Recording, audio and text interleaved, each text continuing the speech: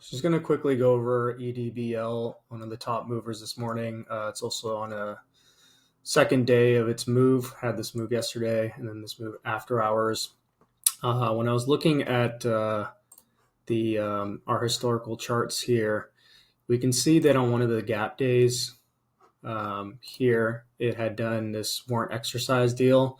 So basically what these are is it's basically like an offering where they say to a warrant holder, we'll reduce the exercise price if you exercise warrants, and oftentimes they'll even give them additional warrants.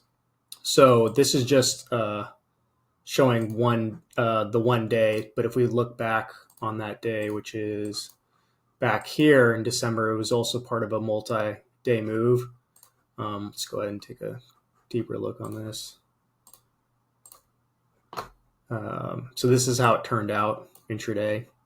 It actually somewhat similar in that it had like the move yesterday, came back down and then came back up. Not as big a move as the one we're seeing now.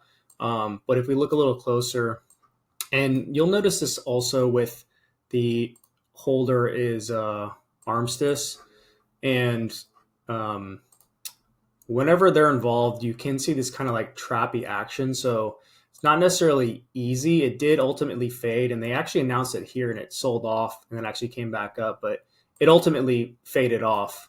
The overall trend was down, but it was not easy action at all. You can see it trapped in the morning, or it was weak, trapped, shook out, and then failed on the subsequent bounce. So just some action that I'm looking out for, just thinking that there's potentially a good chance that they're involved in this if there is another warrant exercise deal coming, because they do hold these warrants here, which is definitely enough to raise a decent amount of capital. So it's like almost 2 million warrants. If they even reduce the exercise price to like $350 or something, would allow the company to raise like $6 million.